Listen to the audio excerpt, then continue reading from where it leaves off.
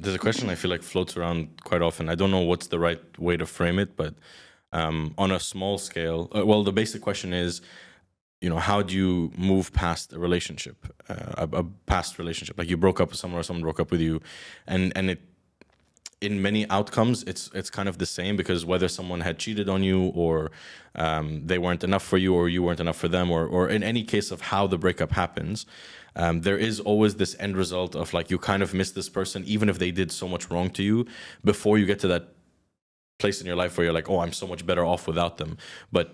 And even sometimes when you realize you're better off without them, you still kind of, your mind goes back into those pockets of happiness in that relationship where you remember the good times and you kind of go like, oh, I miss them, but you don't really know what is emotionally stirring in you.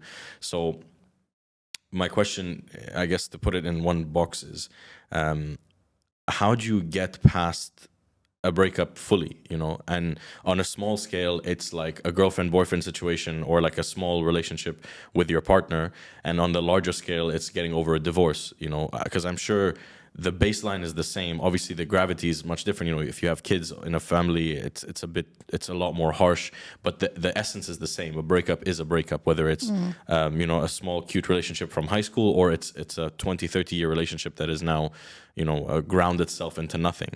And my question is actually, is it the same? And if it is the same, what are the solutions, and how do you actually move past someone?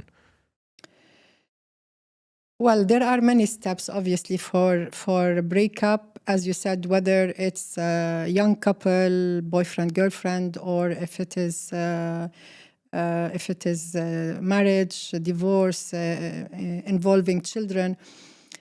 In a way, they're similar. And as you said, the gravity is a little bit bigger in the other part. But the steps almost are the same, because we are all humans, whether young or old, whether there is responsibility or no responsibility attached to us. It's the same. I would always suggest, and I have many cases, many clients with these problems, besides my own problem at the time, where I had my own challenge with the relationship, and that led to divorce and so on. There is something that I would always suggest to people to do, is journaling. Journaling means writing all your emotions. Express yourself, because there are certain things that you cannot express, not to psychiatrists, not to psychologists, not to a therapist, not to your best friend, not to your parents, not to anyone. There are things that goes inside of us, inside our mind, inside our emotion, that we cannot express and say to anyone. Sometimes we can't even admit it to ourselves. To that level, there are things are embedded and engraved in us, that sometimes when you are writing, you say, oh my God, am I thinking this way? Am I feeling this way? Even with yourself. So the more you're honest and the more you're transparent with yourself, and you allow yourself to express these emotions and the fears and the worries and the pain, everything, by writing them, and not fearing that someone will read this. You can just write them and scrap the paper and throw it. By writing, journaling, expressing yourself, that's the first step of getting all these emotions, all these thoughts out of your system. Second step is, when you let go of this and when you write it and when you express it, you emptied your mind, you emptied your heart, you emptied yourself from a lot of aggravation, a lot of pain, a lot of anger. Second step, and that will be much easier to do now, is forgiveness. When you start thinking about you're doing the forgiveness, or you're feeling and asking yourself to forgive that person, whether you're the male or the female, it doesn't matter. When you ask yourself to forgive yourself and to forgive them, so it's two parts of forgiving. Like, you forgive yourself for being in that situation, even though you didn't choose to be in that situation consciously, and you forgive them for what they have done, and you forgive yourself. And the third part is, you ask that person to forgive you, even though if you believe that you haven't done any harm, or you should forgive them, not them forgiving you.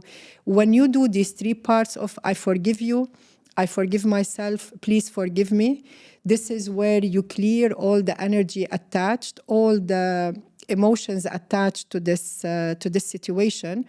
or to this person, and you free yourself. And the moment you do it genuinely from your heart, you feel a relief. You feel something got off your shoulders. You feel a huge relief of that.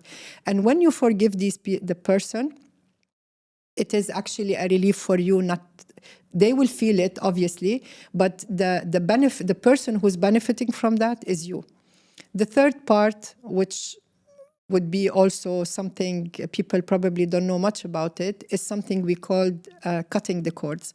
Cutting the cords is like literally imagining you're cutting a cord between you and that person, because we have cords, invisible cords attached between two people, especially if there is close relationship, intimate relationship with that person. There is always invisible cord attached between the two people. And the more these cords are still attached, they're not cut, the more you think of that person, the more you long to see that person, the more you feel you want to see them, even though you're angry with them, but you still connect to them.